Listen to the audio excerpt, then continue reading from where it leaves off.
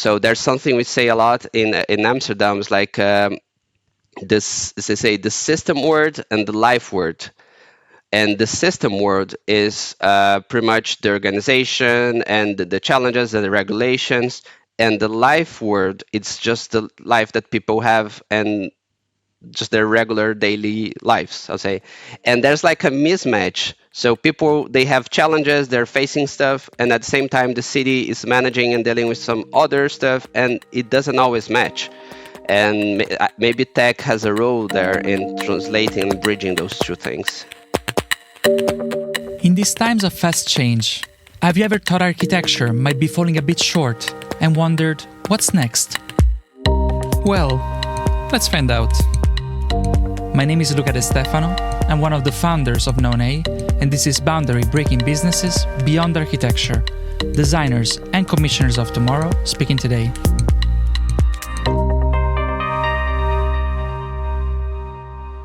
Episode 3: Cities, Design, and Tech.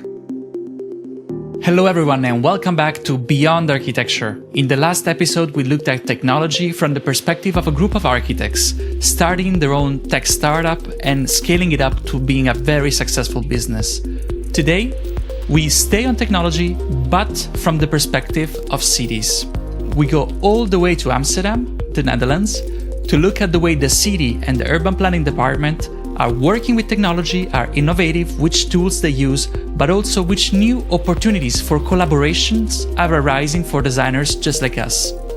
Our guest is originally an architect and urban planner. He worked for many years for the City of Brasilia, and also he has been collecting a long list of academic qualifications, including a PhD from the University of Technology of Eindhoven.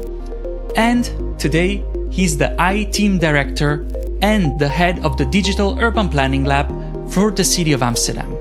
We connect with Amsterdam, the Netherlands, because at Beyond Architecture, we talk with Bruno Ávila, Esha de Matos. Hello. Hi, Bruno. Thank you, Luca. Very nice to be here. Thank you very much. Yeah. Thanks for coming. I want to jump right into a question that I have for a while. What are you guys doing at the lab? What are you doing there? What's hot these days?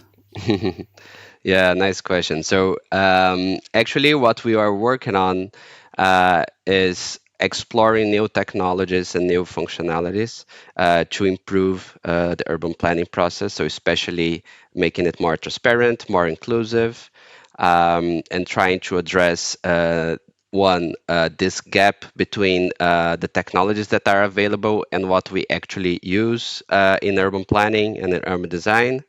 And second, this gap between what people want, what people expect from urban development, and what happens or what's like undertaken.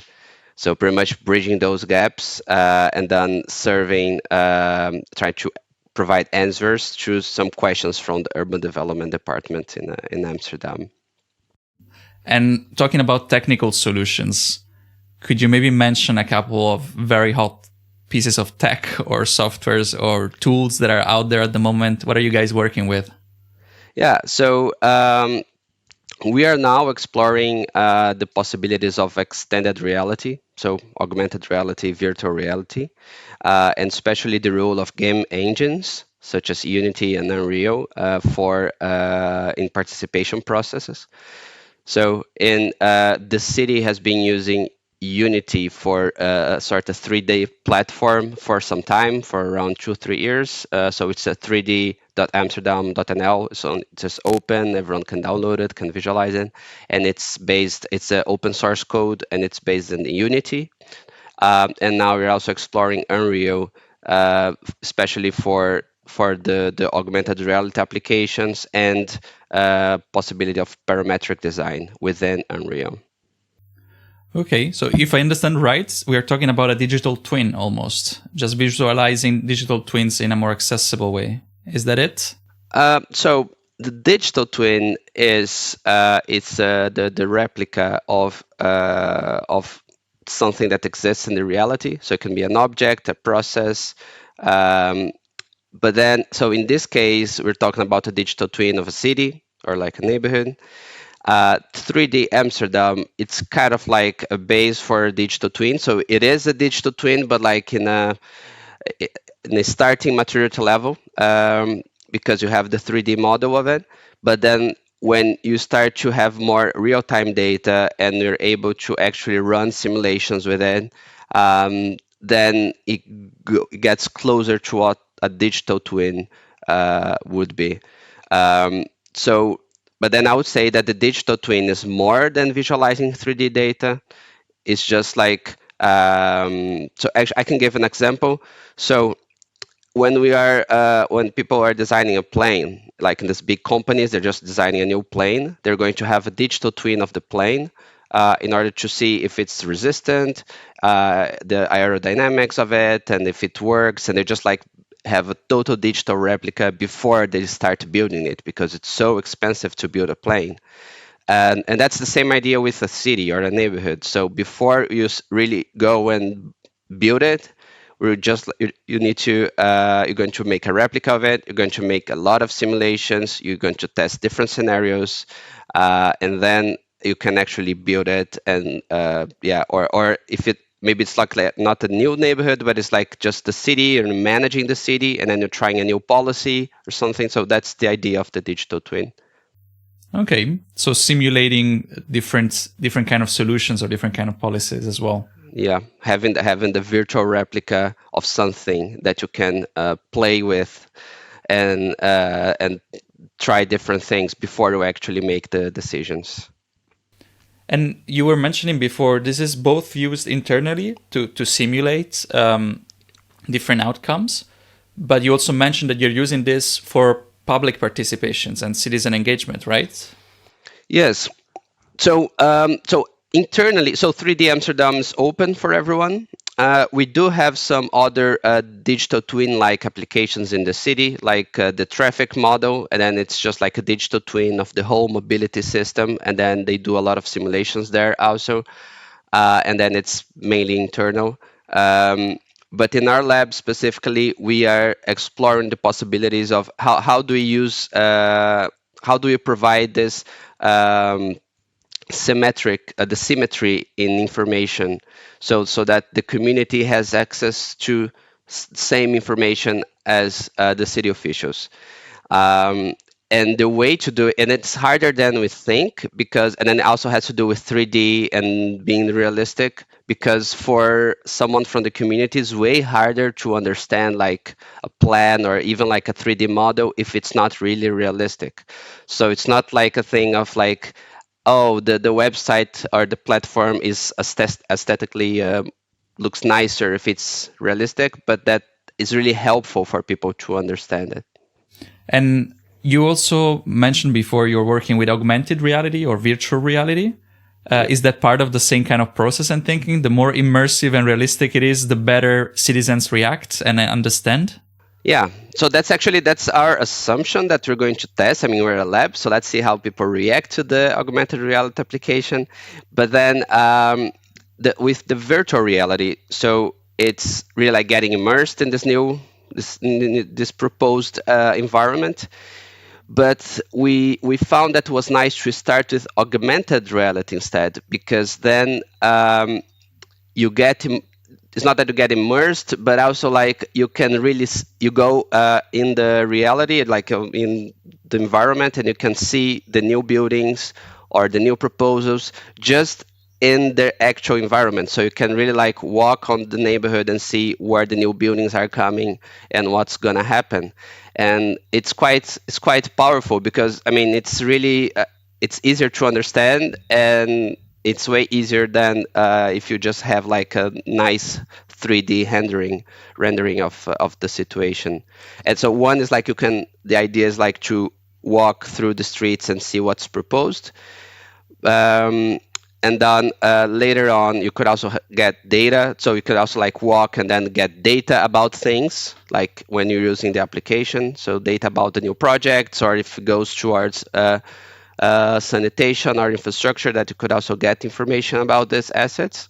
And the other thing is that you could have this maquette or this 3D model in your just in your dining room, for example. So there's a new project, you don't have the time to go to like to see the actual model or to go to such a session, and then you can just like with the application just see in your house what is proposed, what is the idea, what's gonna happen, and yeah. So like just like you said, it's like bringing people, it's like trying to make it easier for people to participate and engage in these processes.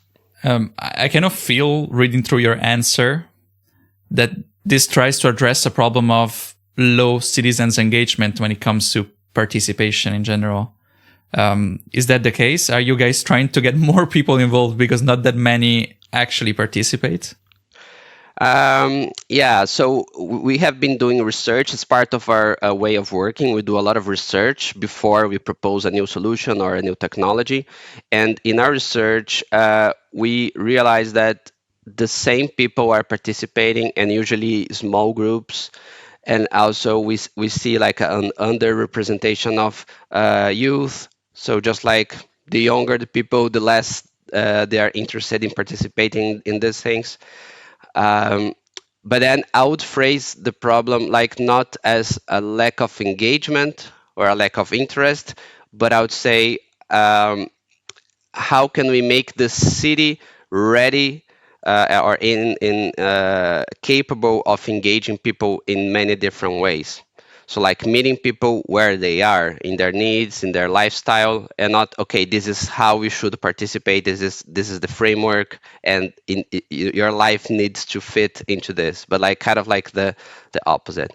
But definitely like more people, but also especially underrepresented people. So the more you work, or the more if you have 2 3 jobs to get live paycheck by paycheck, or you just like rent a place, you're not don't have the time or the to really like go to and invest a lot of time to participate in things.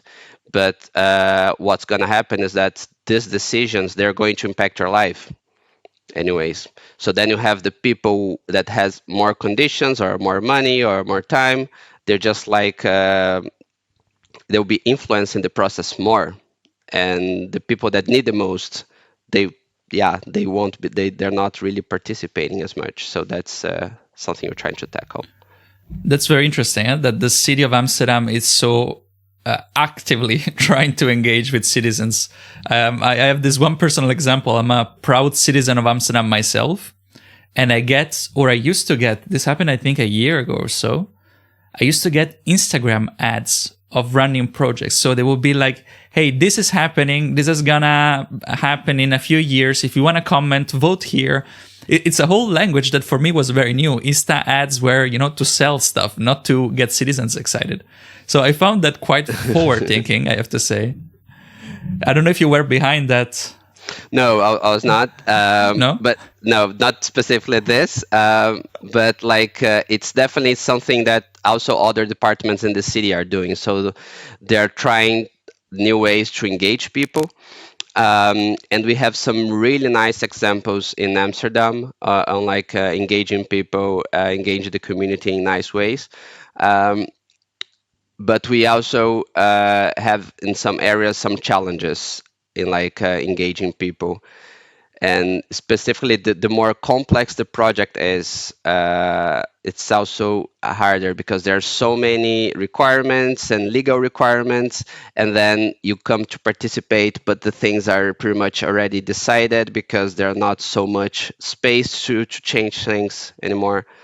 But yeah, so I personally am not involved in this specific project you mentioned in this initiative, but I recognize that, but definitely the many departments and projects are just trying to figure out all ways to engage with people. Yeah. And I really can imagine this whole complexity might be a pain point. Like, how do I get citizens to actually talk and express their view if it's already a huge mess to handle myself within my department, within all the stakeholders, within the regulations, the government, and so on. And then, how do you get to citizens and really create a safe ground for them to participate and say, hey, actually, this is a mess. You need to restart, and you already ran out of budget and it's already too late. So does tech help in that?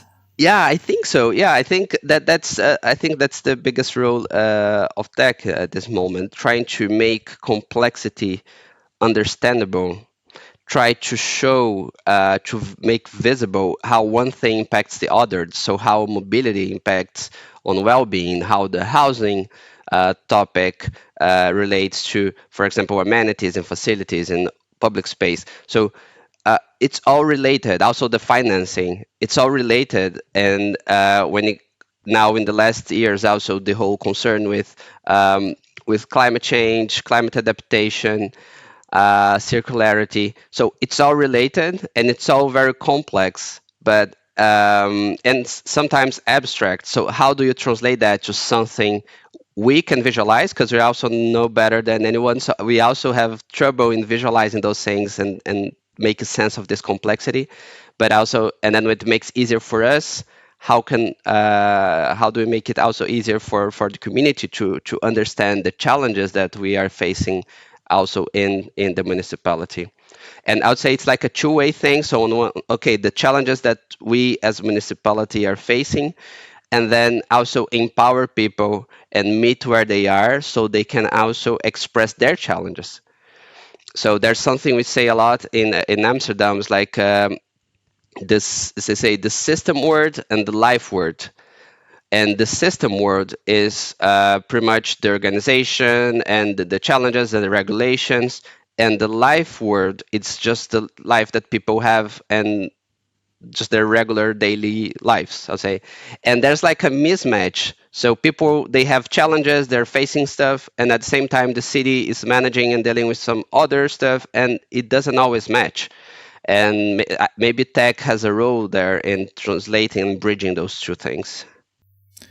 And that makes me think a bit of an issue that might come along when we talk about new technologies in general, right? There is a whole adoption curve, and it's either because, as you mentioned, new tech, it's very expensive in the case of the Apple headset. But also there is a whole learning curve that goes with new tech. And the more tech evolves, I feel, the faster and steeper that curve becomes, right? I wonder how you guys deal with this in the municipality of Amsterdam, which is, in case our listeners don't know, only in the urban planning department, a huge organization. Yes. How do you catch up with that? How do you keep your colleagues up to speed? Yeah, so I can mention some things the municipality does to address that. So one thing, we have a team that's the tech roadmap team within the innovation department, and they're just like always like looking forward. Just okay, what's going to happen? What's coming along? What are the new technologies? What are the possibilities? And they make these reports that they share and present with the rest of the organization. So, oh, that's metaverse coming along, or there's like blockchain or whatever. It's the new tech going on. They're just like go and present it to colleagues. Another thing is, and that relates to what to our role as Digital Urban Planning Lab, is like having a sort of a competence center. So within this protected environment, lab environment, we're going to experiment with these tools, learn, and then when it's like ready to be upscaled, then you can, okay, look, these are the possibilities, those are the risks, this is how much it would cost, this is which kind of training people would need like to roll that. So we're going to, if we want to have like augmented reality applications for all projects, okay, this is how much it's going to cost, this kind of expertise we need.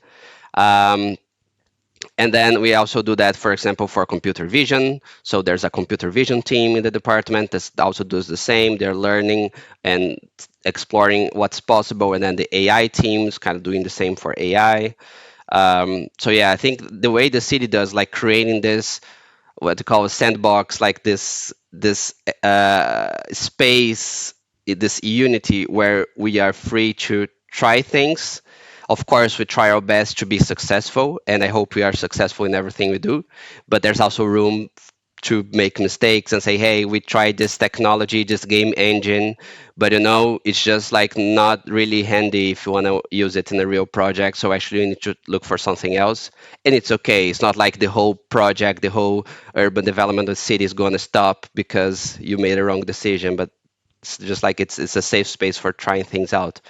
So I would say for big organizations or municipalities, like having such an innovation department or having teams, multidisciplinary teams working and trying things out is definitely like a way to go before like making a step and really go, hey, the whole city is changing to something new, and then going to private parties or like consultants to set it all up, but then you don't have the expertise within the municipality, it can be risky. And but I love that you guys are a lab. So it really recalls this idea of experiments. And when I think about experiments, I think about this very childish picture of a scientist, making things explode most of the Yes. time, and then one works out of 100. Is that a bit the case with you? Like a lot of failed projects and a few very interesting conclusions. Yeah, so what we do, because we also work agile, so we work with short cycles. So it means trying small things at a time. So instead of like, oh, we're going to work here for a year, and then within a year we come with something, okay, that's what we did, and then it's a total disaster. We're going to make small things, and then small. So we start with a session, start with a prototype. Before we develop, we make like a mock-up of an application, and then we go and you go and you go, and then sometimes it's successful, sometimes it's not, but then we learn something with it, and then it was useful. So usually we work in cycles of 3 weeks. So every 3 weeks we go, oh, there's a new thing, we discuss with the team and say, hey, it works really well. Oh, this thing it's not going to work, we need another solution, and then you go. So I would say it's not like having a lot of disasters and then some positive outcomes, but I'd say it's all learning. Even like when it doesn't work, then we can go to the organization and say, hey, this kind of application of this kind of method doesn't really work in the context of Amsterdam. And it's also valuable information. That's quite interesting, because if I reflected on more traditional architectural practice or design practices, very rarely you have a unit dedicated to, like, either you're a huge corporation or it's quite unlikely that you will have people just testing things and failing every 3 weeks and trying something Yeah. new and working with agile. That's really not something architects do, because there is always a very clear goal. I have to design a building. It needs to be that product. It cannot be anything you want to be. So it's a nice parallelism. I have another question, more related to your team, because we talk about a workflow that is a lot closer to tech in a way, and working with agile and working with a multidisciplinary team. How does that look like? Who are the people in your team today? What do they do? What is their background? Yeah, yeah. I would say that having such a lab requires a multidisciplinary team. So we have people like service designer, community manager. We have an artist. We also have like a solution architect. It's more like, but so a software architect side, not an architect. Data specialist, data analyst, um, and and it's key. It's really important because the thing is, we need to design things and do applications for humans, for the community in the context of Amsterdam. So we need it's an expertise. So getting to talk to people, understand people, it's an expertise. It's not like something you just know. So you need to learn, and at the same time developing an application, and it's also an expertise. So you also need to learn and also need to study for that. And then when you put everyone together, and then that's I would say it's kind of like a myth of that some people think it's like magic. You put all make a diverse team, you put everyone together, it's like a potion, and then it works, and then has all these brilliant ideas. But actually it's way more challenging that I've learned in the last years. Is like you really need a process to go within. You need a process to organize and see how people with different academic backgrounds or work experiences work together. So what's the input from the service designer to the solution architect or to the data analyst, and how those things work together. And that's why we're working agile also, because in agile, usually, yeah, you know what you want, kind of, but then you have like 3 weeks or have like small cycles to test if it's really what people want.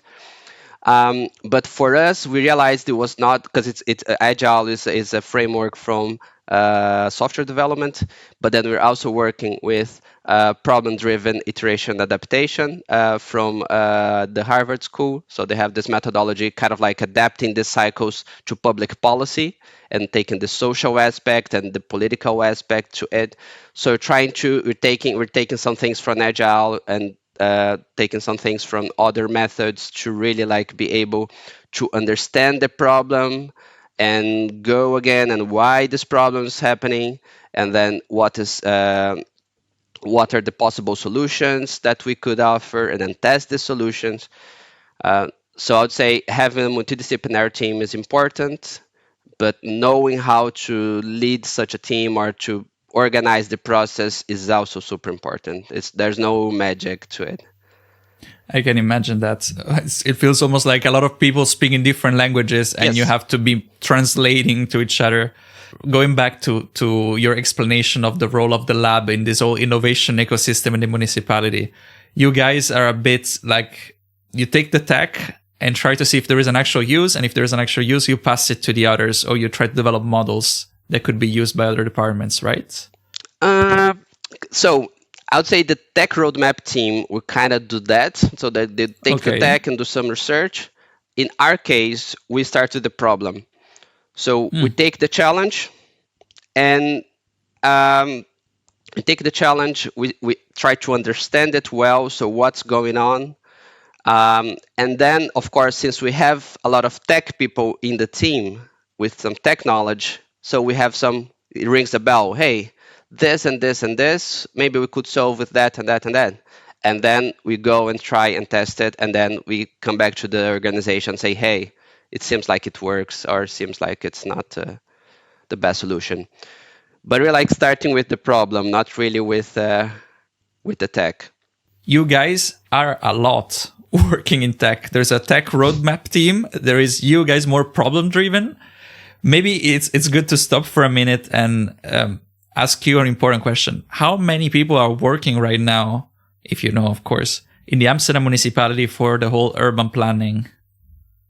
Yeah. So actually, we are all in the innovation department, so not in the urban planning department. Okay. So we are officially so that's around 150 people in the innovation department. So 150 working on innovation only. Yes. Okay. And then actually the urban planning and development departments are actually huge. I would say thousands of people. I don't know. I think it's around 500 urban designers. I think it's like the biggest urban design office in the world or something. I don't know. It's like but it's quite in the public sector, so it's a quite big organization. And then the thing is, and then it relates to how the organization, how the city is organized. We are in the innovation department, but we work with people also from other departments and also within the urban planning department and other departments. So we have an organization, like an informal one, but we also work with the value streams. So the city organizes itself in a way that, doesn't matter in which department you are. We want to make something for mobility, we have some goals, or I want to make something for urban development, have some goals, or public space. And then they put a lot of people together from different departments and orient that into reaching a specific goal. So in our case, we have people from the innovation department, from the data department. We're also now getting people from the urban planning department. And then we're just working together to deliver, to reach the goal of a transparent urban planning process or digitalize the processes and so. Okay, so a lot of complexity in the outside world, but also a lot of complexity in the Amsterdam municipality itself. Yes. And you said value stream organization. So you guys mix the departments. It's almost like, we are in different different areas of the whole organization, but then we mix roles up when there is an issue or just to have a focus-oriented work. More than that, I would say, because that would be like the working group style, and that exists in many big organizations. But more than like there's something going on, then you're gonna meet with people from other departments. It's really like you as a team, as an architect, or you as a project manager or a data analyst, you are working with a team from just like your day job, just like full time or part time working in another team within the value stream. And do you guys also work with external collaborators? Because it's a lot of people now in the municipality. I know that in the past it was a lot smaller and therefore there were more collaborations. Do you today still have external collaborators like architects, designers, tech profiles, and so on that support you in research or projects? Definitely, we have a lot of collaborators. And then, so we have in the municipality, so kind of like a high level guideline of being careful with outsourcing, because first you want to build capability, so you want to be able to do things yourself, just within the organization. And also you want to keep, when you do something, you learn a lot, and you want to keep these people working for you in other projects also. So that's what kind of like a major guideline. So that's why we have such a big software development team. I wouldn't say, I would say 100, I don't know, but like a lot of people Wow. that work in developing software. So the 3D Amsterdam, for example, platform was developed internally. So it was not outsourced, so it was fully developed internally. Um, and then of course we have collaborators, and then for specific expertise, for research, um, and it's quite helpful actually. I mean, you're not, because it speeds up the process, because you take someone that's already an expert at the subject. But I would just say in terms of working in the government, that you need to be careful with, still build your own capability of doing things. Okay. That kind of brings me to the final questions, which are a bit more related to the practical advice we try to share with listeners, right? You know, if government and municipalities are your main client, how do you approach them? Like, how do you get in their radar so that commissions come your way? It's a very good question, because and I would say it depends a lot on the context you are working on. If it's like a big city, if it's here in the Netherlands or somewhere else, and it would change a lot. So, for example, I worked many years in Brazil, and in Brazil, it's a more formal environment, so we have more formal procurement. So you kind of need letters of recommendation from previous assignments to get an assignment. So how are you going to get your first assignment if you don't have a letter of a previous assignment? So you can start there. You can start kind of like volunteering and doing some work for municipalities in order to get these certificates.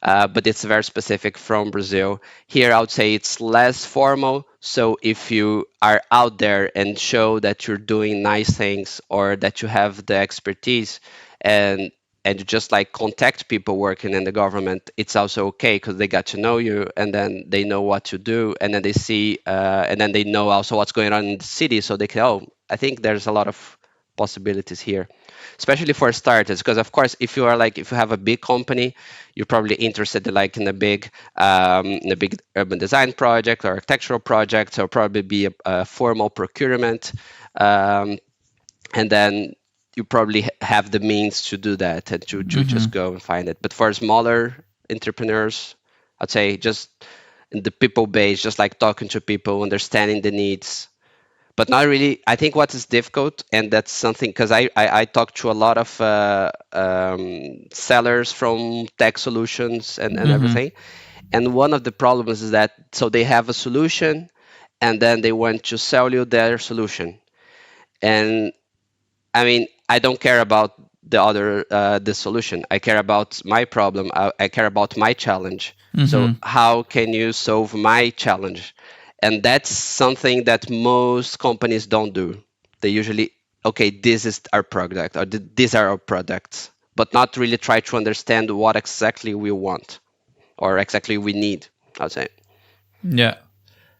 And so no, don't come with a ready-made solution and try to fit it in my box. But would it make sense to still come with a concrete proposal? Like I really imagine a starter, someone that has a new firm, maybe they're young, like a way to approach municipality could also be maybe something very small to test out together. Like, hey, I have this idea. It might be interesting for you. It doesn't require a lot of budget, but it allows us to get to know each other. Something like that works, or is a big no. Don't contact me. Don't talk to me. No, I think it's a good thing, because yeah, like you have an idea and it's great, but then you try to understand also the other side, and yeah, then I think it's just great. It's a great way to go if you have like a methodology or a framework or a technology or a software. I think it's a great way to go. And I have a bit of a technical question, Bruno. I don't know if you're allowed to answer, so I'll just put it out there. Worst case, we cut it out. Because there is public procurement, and that's of course in place. So any commission over a certain amount has to be tendered, and there needs to be open process. competition amongst all interested parties, and a very, very even and equal evaluation. But there is also a threshold normally under which the commission can be given directly, right? That varies, I know, from municipality to municipality or from department to department. How does that look in Amsterdam? What is that amount that you can give freely to someone if they have something interesting? Or what is the threshold that you cannot go over? Yeah, so actually this is an European regulation. So there's the European regulation, but there's also the local regulation. I think it's around 50,000 euros. It's like something you can give up directly to a contractor, I would say. Okay. But still, I think this, from the government perspective, I think it only applies when it's something exceptional. So I'll try to have like a small competition with some. If it's something that you know that other people also do, then try like to invite some 2 or 3 companies to provide a proposal. Um, and then it's not formally required, but out of my experience, I think it's a good thing to do. But then of course, like if it's something just super nice and innovative and you just want to give it a try, that works also. That can Yeah. happen without going through the whole procedure. Also, because to go for the whole procurement procedure, you need to know exactly what you want. And if it's something innovative, you don't really know what you want. So we want to Yeah. try it out. Yeah. Yeah, I understand that. You want to have the freedom. I was talking some time ago, we did a project with the City of Valencia. And actually, it was quite interesting because some departments had a very hard threshold on 15,000. They couldn't commission more than that. But the innovation department had a bigger threshold. So it was around 50K, like you said, because basically they wanted to have the freedom to test stuff and, really invest some money in solutions that might fail or might not fail. And if you do it through procurement, it doesn't work. No. Yeah, and also takes too long sometimes to go through the whole procedure, and time for innovation is super important. So if Yeah. it takes a year to do something and then maybe it's already too late, so it doesn't even matter anymore. Yeah, you're right. Okay, this I think was quite interesting for those that are running a firm or want to start their own firm. It's pretty clear. Technology on the plate, and it needs to be new and interesting, but also an understanding of how the whole municipality and government work, and a pitching model that needs to be useful. Or you go through the big channels, like going through the tendering streams and get qualifications and so on. Yes, correct. Let's think now more from the perspective of the youngest listeners. So those that are either studying or they're just starting their career, they're still very much keen to take a direction. Maybe they don't have it yet. What would you advise then? Yeah. First, I would say, like knowing a software. Oh, I know 3D modeling softwares, and sticking to that and say, oh, these are kind of like my skills, it's not gonna take people too far. So it's not like, I mean, it maybe was like this 10 years ago. It was like this when I graduated. Um, but now I think we need to be professional learners. So it's not about learning that you need to be familiar with the tools, but you need to know how to learn new tools and new things. So either for managing your work or for modeling or just like especially now with the generative AI, but they're just like other tools out there. So game engines, there's or like data analysis tools. Just so you have our data visualization, Tableau, Power BI. So they're all things that you don't usually see as in the curriculum of architects or urban designers or urban planners. Um, but they're just as important, I would say, and they make a difference because the I think the market is looking for people with this that are not only in their box, but they also have understanding of other things and can also use other tools outside the ones on this field on her field. Yeah, I love it. It's like bringing a bit of experimentation into your professional life. Keep trying, keep testing. Be your own lab, Yeah, almost. that's nice. Yeah, that Okay. be your own lab. Yeah, I think we all live in labs now. It's like a big lab. Yeah. Yeah. Okay, I love it. And I think this applies as well for people running a practice or being part of a practice. Like if a practice doesn't have room for experimentation, like you said, they will never catch up with what's new or what's unforeseen. Yeah, yeah, definitely. And it doesn't need to be, I mean, you don't need to develop a rocket. It doesn't need to be to do something totally different. If you if you're open to adapting your process and innovating little by little, little steps, little things, try a plugin, or just like this week, try doing the meeting differently, or small things. I think they have a big impact. So of course, if you have a small practice, you cannot afford to take 1 month to do something crazy.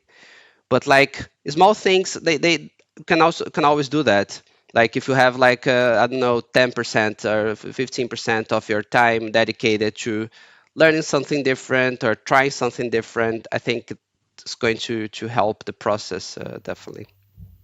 Yeah, there was this urban legend. I don't know. I mean, maybe it's not an urban legend. It's actually true from Google, where they said that every Friday, so every fifth day of the week, employees could work on whatever they wanted. Uh, I don't know if you have ever heard of that. That's even true. Maybe listeners know better, but it's an interesting model. Like it's a way of budgeting for innovation, right? Yeah. So actually, the way it works in the municipality, in theory, and that's it's the goal is that so we have the people working in value streams. Um, we have working 4 quarters. I mean, the year has 4 quarters, and then you have 4 sprints in every quarter, 3 sprints of 3 weeks, and then 1 sprint of 2 weeks. And the idea is that this last sprint of 2 weeks in every quarter, it's for innovation. So you would like try something different, try something else, try something new. Um, and I would say it's like the idea, but it's still not a practice. One, because we're starting now, so that's the first year we're trying to do that. But also because, I mean, innovation is also an expertise. So how do you innovate? Which methods?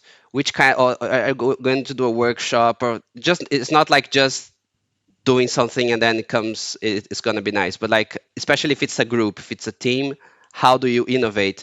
And then that's still something we don't have enough people in the innovation department to support all the other teams. So I would say that in the next years I would expect to see the innovation department doing more for the regular teams of the other teams in this innovation sprints and try to address the problems of that specific team and try to innovate or learn new things. Yeah, I love it. It's very interesting way of working. I also like what you say here, huh? Like the fact that you cannot be an innovator on everything. As long as you are an innovator on something, that's fine. You don't need to know everything and be the first in everything, but at least each one of your, people in your department or in other departments have room to innovate in their own field and discover something new. It could be a workshop, could be a piece of tech. I think that's super valuable. It also takes away a bit of FOMO. Otherwise, you're always thinking, it's too much. I cannot do it. I will never catch up.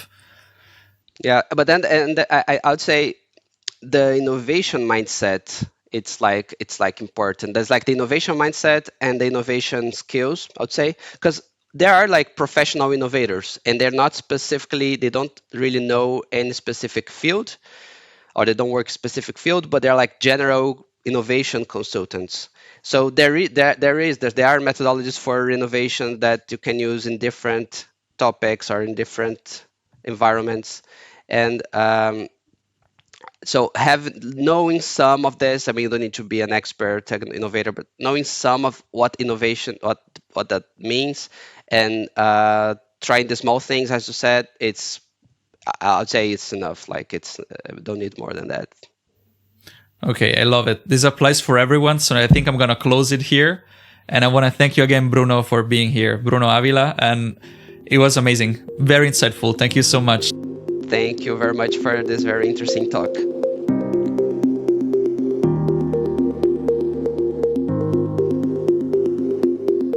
So we are back from our talk with Bruno. Quite a few interesting insights, especially if you are planning to pitch some collaborations to your local municipality. As usual, we jump right now into our boundary-breaking business model idea inspired by this conversation. The innovation unit. Here's my idea.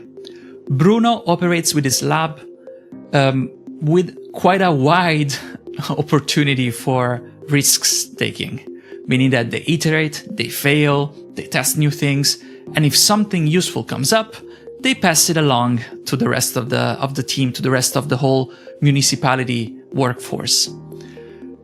This is possible because the Amsterdam municipality has a huge financial power and can finance these types of units.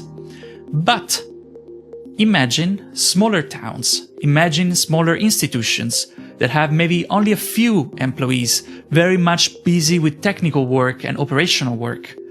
They might not have the capacity to have their own internal research unit, but they might be able to allocate some small funding to have an external collaborator doing that job. So here is the idea.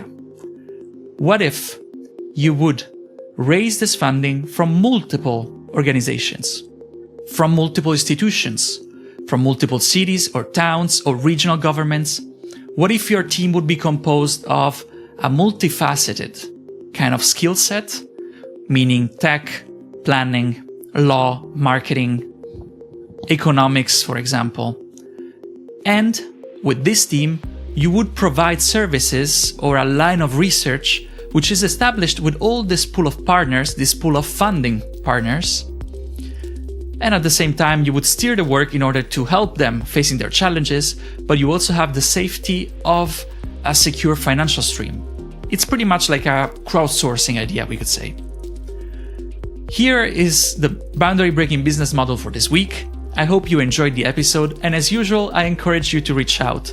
Many of you already did, and you shared very inspiring feedback, so we will try to implement as much as possible in the coming episodes. For all the others, reach out, let us know what you think. The channels are the usuals: Known A Podcasts on Instagram or Known A on LinkedIn. And whatever platform you're using to listen, take a moment, stop, hit follow, give us a rating. It means a lot. Subscribe to the channels, let us know that you're out there, and we will see you next week.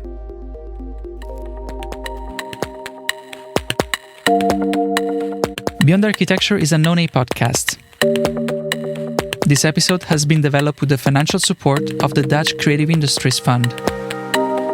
Editorial support and marketing for Known A, Marco Mattia Cristofori, Daniela Silva, and Francisco Rivera. Sound supervision by Daniel van de Poppe for Spraakmaker Media. Advisory: Max Augustijn, Martine Chloe van de Bomen, Francesco De Stefano, and Anne Bruna. I'm Luca De Stefano. your host, and this was Beyond Architecture.